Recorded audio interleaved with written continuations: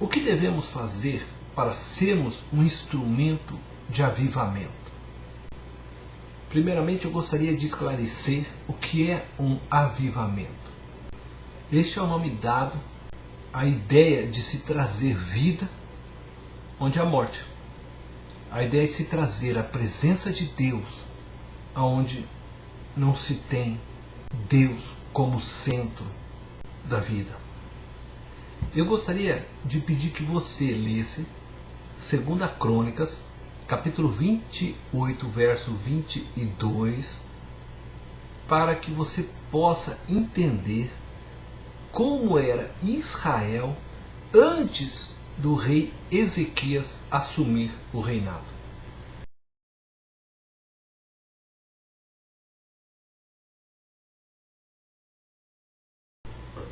Segunda Crônicas, capítulo 29, verso 10 diz: Pretendo, pois, agora fazer uma aliança com o Senhor, o Deus de Israel, para que o fogo da sua ira se afaste de nós.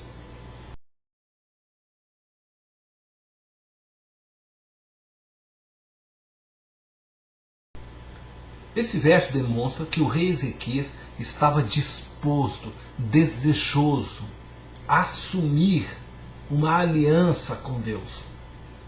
Estar disposto significa que o rei Ezequias ansiava em ter um relacionamento com Deus. E a partir então deste relacionamento, ele poderia ser um instrumento de um avivamento. Em Deuteronômio, capítulo 4, verso 29, nós encontramos Moisés dizendo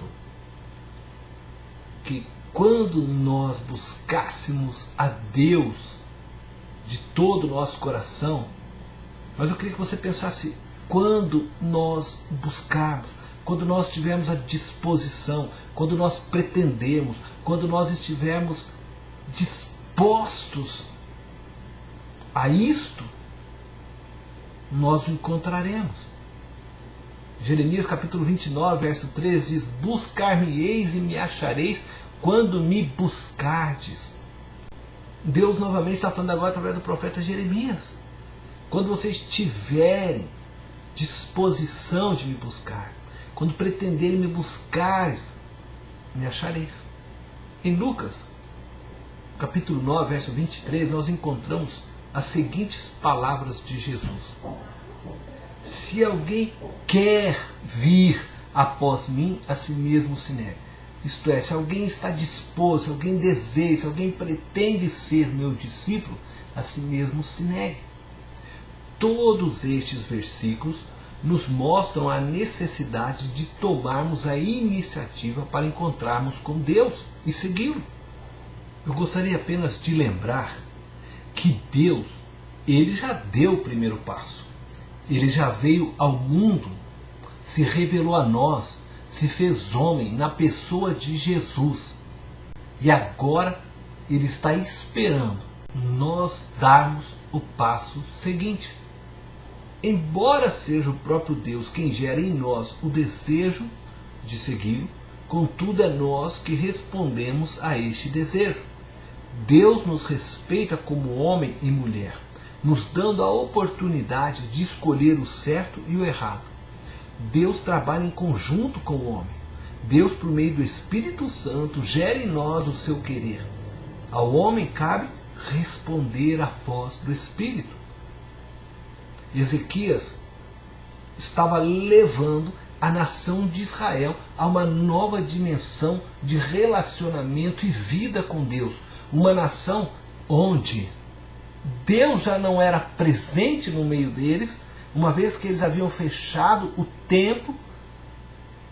O primeiro passo para este avivamento, o primeiro passo para trazer de volta a vida onde havia morte, era restaurar a aliança com Deus.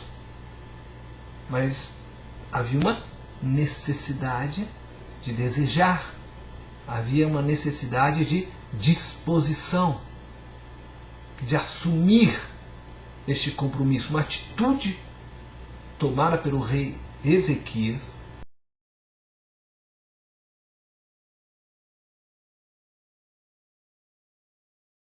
o segundo passo para que eu me torne um instrumento de avivamento, para que eu possa levar vida a outros, para que eu possa levar vida a famílias que estão destruídas, que estão cheirando a morte.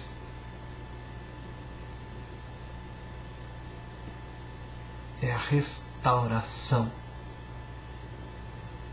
da minha vida. É a restauração da casa de Deus, que sou eu. Em 2 Crônicas, capítulo 29, verso 3 diz: no primeiro mês do primeiro ano de seu reinado, ele reabriu as portas do templo do Senhor e as consertou. O texto está nos dizendo que o rei Ezequias teve como iniciativa, como primeira atitude no seu reino, restaurar a casa de Deus. Então ele teve a disposição, desejou restabelecer a aliança com Deus, e o primeiro passo que ele faz após restabelecer essa aliança é restaurar a casa de Deus. Ele restaurou o templo visível de Israel. O texto diz que ele abriu as portas da casa do Senhor e as reparou. A casa do Senhor, o templo, o tabernáculo, o santuário, essas são expressões usadas para designar a habitação de Deus. Trazendo para mim, para você, para nós hoje, 1 Coríntios capítulo 3, verso 16 e 1 Coríntios capítulo 6, verso 19, aprendemos que nós somos o santuário de Deus, a casa de Deus, a habitação de Deus. Então eu fiquei pensando, como podemos restaurar a habitação de Deus, a nossa vida? Uma casa não cuidada por seu dono, com o passar dos anos, as janelas apodrecerão, a água começará a penetrar pelas paredes na falta de telha ou telhas quebradas, arrancadas pelos fortes ventos, rachaduras surgirão por toda a casa, mato brotarão pelas frestas que forem encontradas. Assim é a nossa vida. Nós somos a casa de Deus, a morada de Deus. Quando assumimos o nosso compromisso com Cristo, quando desejamos fazer essa aliança com Cristo, dissemos sim, Cristo agora é o Senhor da minha vida, nós somos lavados pelo sangue do Cordeiro, nos tornamos puros, santos, justos. Mas na medida que nós vamos caminhando e vamos fazendo escolhas erradas, a nossa vida espiritual, ela vai apresentando pequenas rachaduras, e na medida que nós não vamos consertando isto, essas rachaduras vão se transformando em buracos, e quando percebemos, a nossa vida espiritual está toda detonada, destruída, invadida por ervas daninhas que vão levando a nossa ética, os nossos valores e princípios que foram dados por Jesus, por pensamentos que não provém de Deus. E em vez de amarmos o próximo, acabamos ferindo o nosso próximo. Em vez de cuidarmos de nossas esposas, acabamos maltratando as nossas esposas. Em vez de educarmos os nossos filhos nos valores e princípios de Deus, deixamos que a sociedade os conduza e os leve. E como restaurar a nossa vida então espiritual, essa casa espiritual que somos nós? Eu acredito que temos dois caminhos para fazer esta restauração.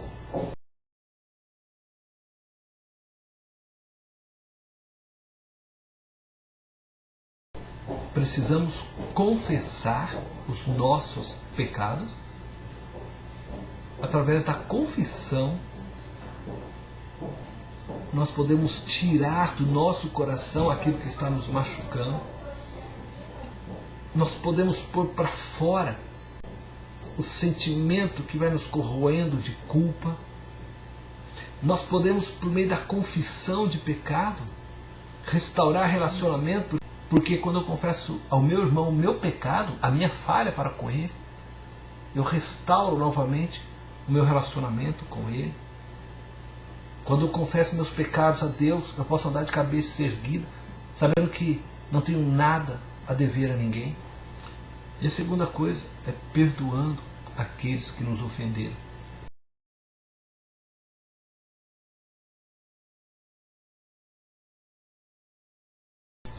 Perdoar é uma ordem. Jesus nos perdoou. Ele assumiu a nossa falta, a nossa falha, os nossos erros. Como Jesus assumiu? Pagando a nossa dívida. Ele assumiu os prejuízos dos nossos erros, sendo que nós é que deveríamos ir para a cruz, mas Ele foi em nosso lugar. Ele assumiu o prejuízo. E nós também precisamos perdoar aqueles que nos ofendem, que nos maltratam, que nos traem, que nos violentaram de alguma forma. Precisamos assumir o prejuízo daquilo que eles causaram a nós, perdoá-los, liberá-los desse problema. Esperar a graça de Deus para que nós possamos vencer os traumas, as feridas que foram causadas pelos atos daquele que nos feriu, a quem estamos perdoando. O perdão traz cura a nós mesmos, faz com que nós possamos liberar de dentro do nosso coração aquela pessoa que nos ofendeu, que nos feriu, que nos violentou. Porque enquanto ela ficar ali dentro, eu vou alimentando essa pessoa com a minha ira, com o meu ódio, com a minha raiva. Mas no fundo, eu estou me autodestruindo. Então quando eu perdoo e liberto essa pessoa e falo para ela ir embora em paz, ainda que fiquem em mim as marcas do que ela me causou, eu estou livre agora para poder lidar com estas marcas, para poder receber da graça de Deus e ser curado e vencer esses traumas. Assuma o prejuízo. Perdoe.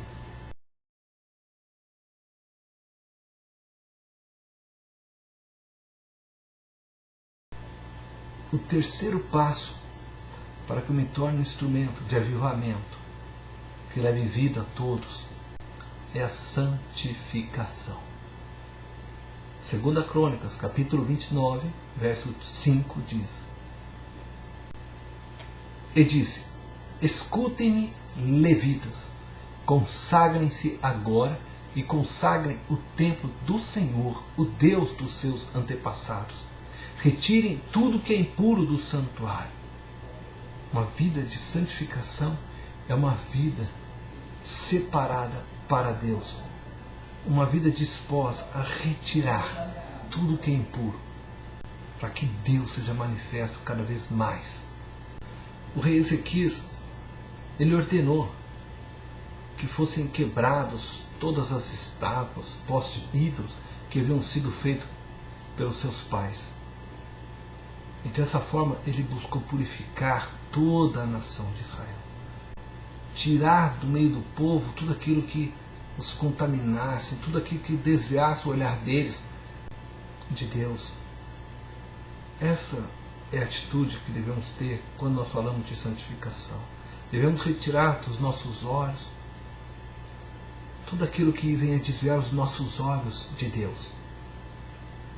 Tudo aquilo que venha contaminar o nosso coração. Assim como diz o apóstolo Paulo, buscar o que é puro, buscar o que é santo, o que é perfeito, o que é verdadeiro. A santificação ela é necessária para que nós possamos manter a casa sempre limpa. Uma vez que decidimos ter uma aliança com Deus, uma vez que nós já restauramos as nossas vidas, porque no longo dessa caminhada cometemos erros, falhas, então nós confessamos, nós perdoamos e vamos mantendo a casa limpa.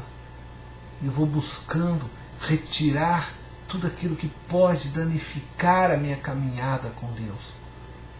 Isso é o processo de santificação. E vou tentando manter a minha vida exclusiva para Deus, sendo verdadeiro em todas as coisas, sendo puro, sendo santo, amando como Deus ama, buscando viver uma vida segundo o coração de Deus, sendo obediente à sua palavra. Dessa forma, a glória de Deus, ela vai transbordando através de mim, de você, de nós e as pessoas que estão ao nosso redor, ainda que cheirando a morte, elas vão recebendo essa vida de Deus. E quando você menos perceber, essas pessoas estão adorando a Deus através do fluir da vida de Deus por meio de você. Seja um instrumento de avivamento.